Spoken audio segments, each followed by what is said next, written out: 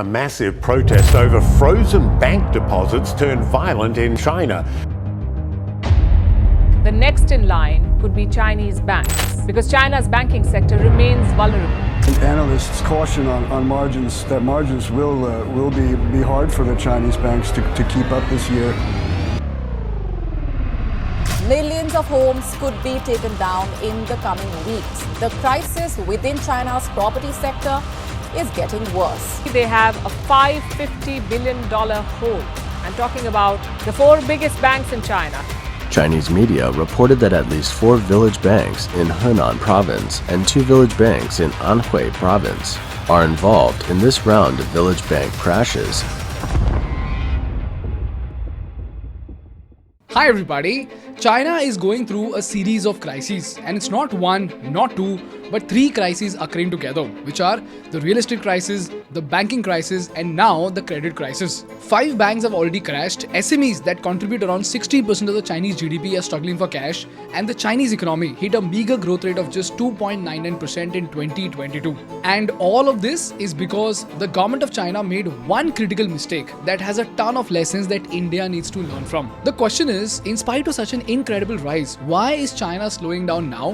What was the governance mistake that snowballed China into both a real estate and banking crisis? And most importantly, as citizens of India, what are the lessons that India needs to learn from this Chinese banking crisis? This is a story that dates back to 2008. Until now, 3 things had happened in China. Number 1, China went from being a poor country to the second largest economy in the world because it became the factory of the world. Number 2, foreign direct investment went from 0 to $110 billion from 1970 to 2008. And most importantly, 800 million people had been lifted out of poverty. But this is when the 2008 crisis happened. 2008 was a tumultuous year for the economy. The housing market collapse created one financial crisis after another, and it often seemed as if the news could only get worse. The American financial system is rocked to its foundation as top Wall Street institutions topple under a mountain of debt. It was one of the most profound events in generations with huge consequences for the American economy. It led to an age of populism, a deep distrust of Wall Street, and a near meltdown of the global economy. Now, when the 2008 crisis hit the Western countries, it badly hurt the Chinese economy. Why? Because China was the world's factory. But when the companies faced a cash crunch and demand collapsed, these companies literally did not have much to manufacture. So if you're a t-shirt company that already has stock in your inventory and nobody's buying that, you will not ask your Chinese vendor to manufacture more t-shirts, right? This is the reason why foreign direct investment in China started slowing down. And if you look at the 2008 effect on China, you will notice that foreign direct investment growth in China went from plus 29% to minus 13.2% in 2009. So the ripple effect of the 2008 crisis had badly affected the Chinese growth. And this is when, ladies and gentlemen, the Chinese authorities realized that they cannot be so dependent on other countries for China's growth. So they wanted to do something quick and effective to keep their economic growth on the upward trend. So you know what? The Chinese authorities came up with a strategy to artificially inflate the Chinese economy. Yes, you heard that right. They tried to artificially inflate the Chinese economy. The question is how? The government of China set aside 4 trillion yuan for this move, which is about $586 billion. And they asked the banks to give out loans to businesses and state-owned companies. But in spite of that, there were 3 major problems that popped up in the Chinese market. The first problem was the target deficit problem faced by the local Chinese government. In simple words, let's say the local government has a target to achieve 1,000 crores in economic growth, which will require at least 500 crores of investment in 2022. But the problem is that the amount of money that the local government has is only 200 crores, and 100 crores have come from the center. Now they need another 200 crores to be invested to achieve the strict targets of the government. Now in usual cases, what would the local government in India do? They would take out a debt of 200 crores and fulfill the targets, right? But imagine if the leaders of the country have imposed a regulation such that you cannot borrow beyond 50 crores from the banks, but you still have to meet your targets. So do you realize the problem over here? There is a target, but they're facing a deficit of 150 crores for which they cannot take loans. The second problem was that even though the banks were asked to give out loans, even though there was a lot of demand for these loans, the banks had to cap their fixed deposit interest at 2.3% and the lending rates at 5.31%. At the same time, they had a ton of restrictions that prevented them from giving out loans beyond a certain level. So if you're a businessman, even though your credit history is great, you cannot borrow beyond a certain cap. And even though your documents are all intact, your loan processing would take a lot of time. So you see, this is a lose-lose situation. Banks want to make a profit by giving out loans at higher interest, but they cannot due to government restrictions. The local government has a target to achieve, but it is not able to borrow enough money to achieve those targets. And lastly, the people of China want loans for their businesses, but they aren't getting it because of government restrictions. And this is what, ladies and gentlemen, created the third problem in the Chinese market, which was a result of shadow banking.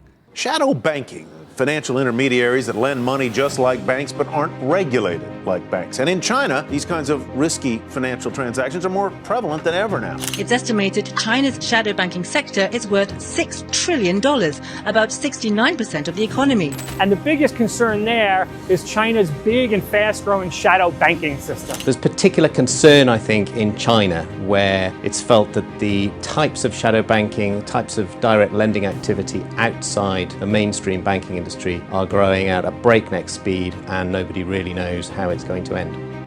For those who don't know, shadow banking is a system consisting of leaders and brokers who fall outside the realm of the traditional regulated banking.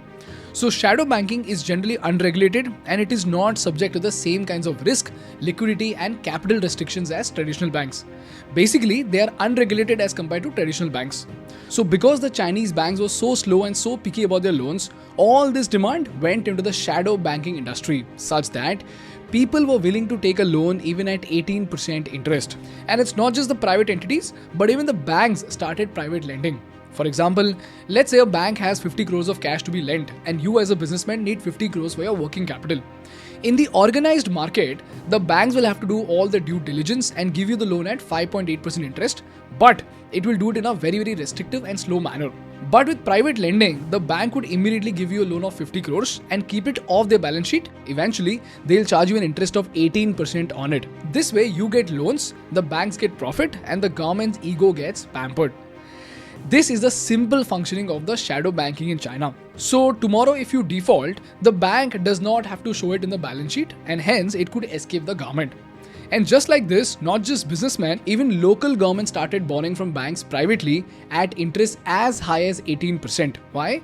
Because they were forced to meet their targets. So do you see what is the problem over here? Even now the banking system is functioning exactly the same way.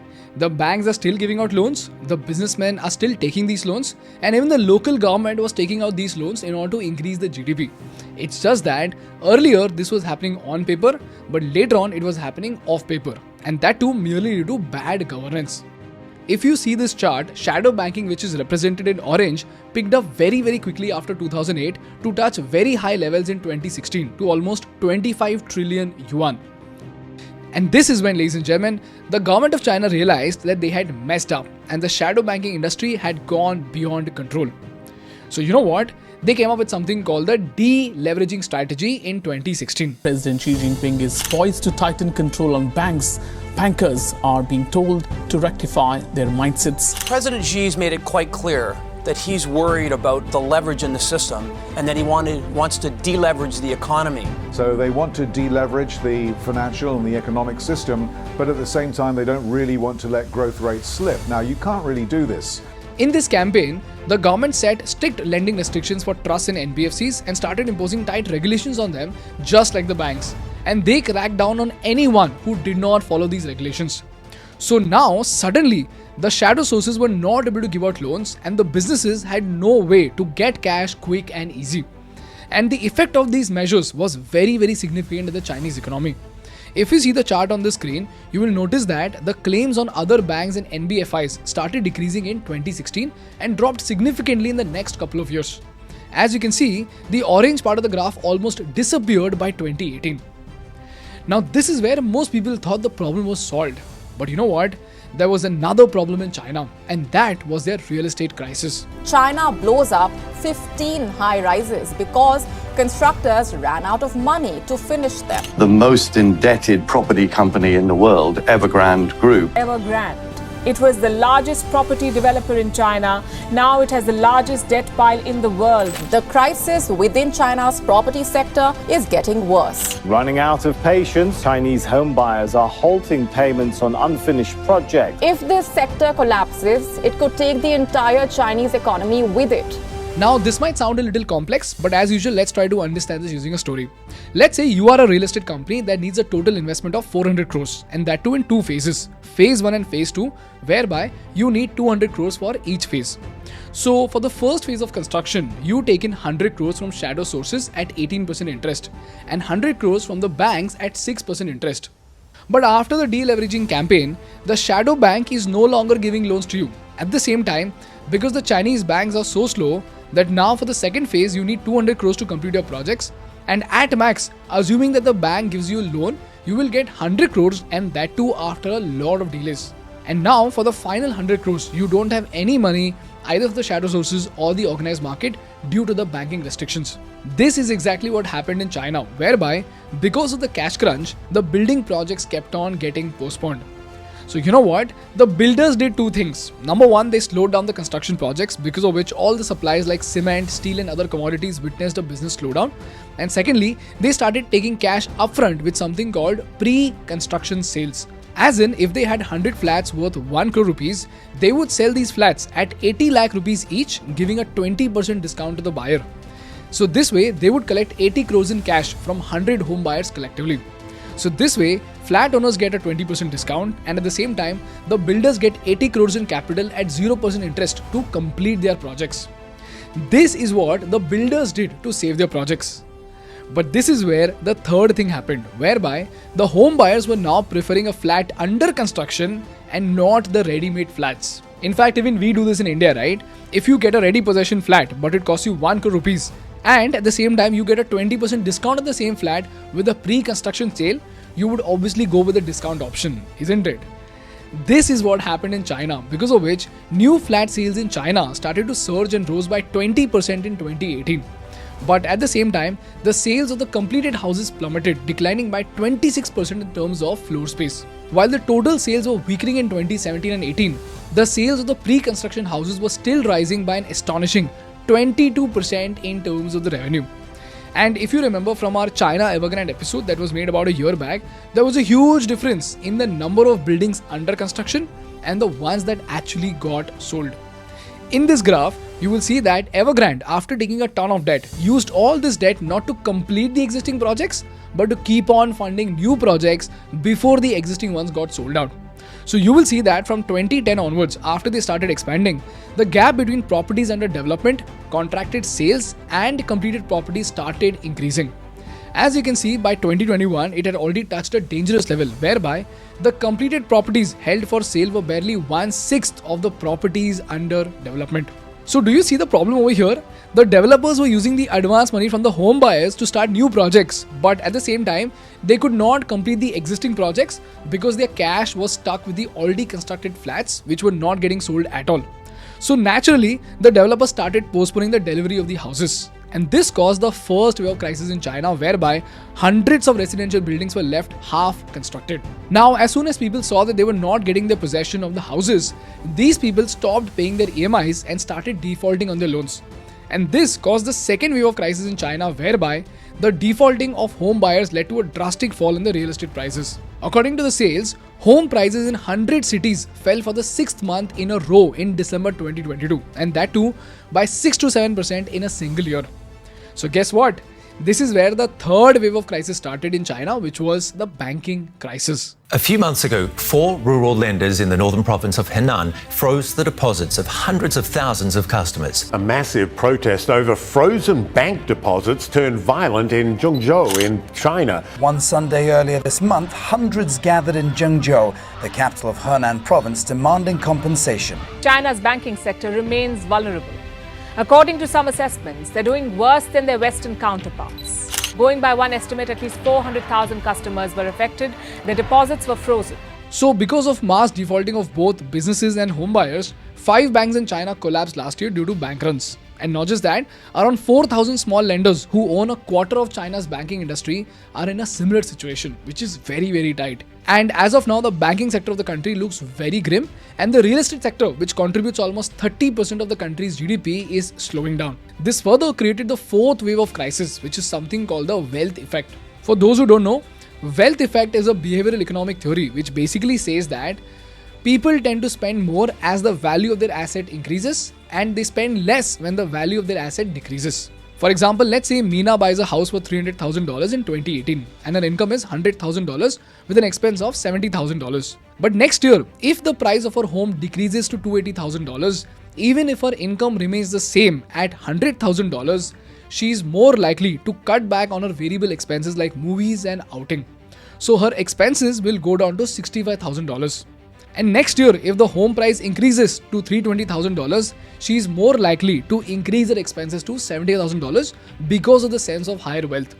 This is what you call as the wealth effect. Now, in case of China, housing prices were decreasing, so people naturally started cutting down on their variable expenses like movies, vacations, restaurants, etc.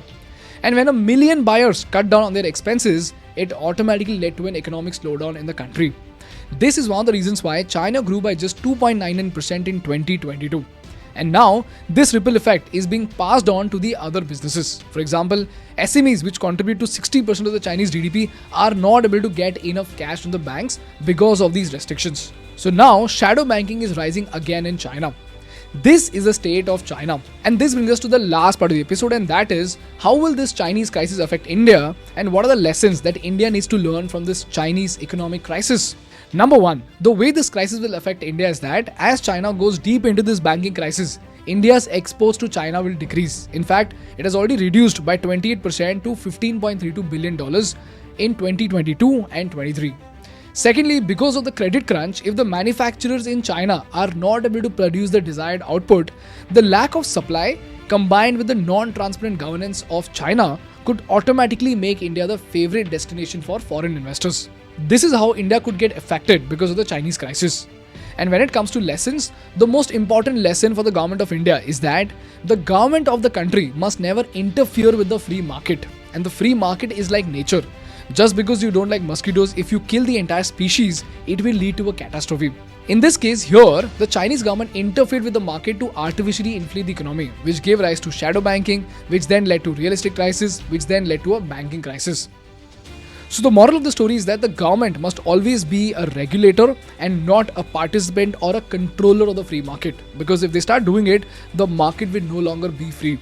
So you need to keep an eye on the Indian government right now so that the government doesn't interfere but remains as only a regulator in the free market. That's all from my side for today, guys. Now you may have a look at all the study materials in the description. If you learned something valuable, please make sure to hit the like button in order to make YouTube Baba happy. And for more such insightful business and political case studies, please subscribe to our channel. Thank you so much for watching. I will see you in the next one. Bye-bye.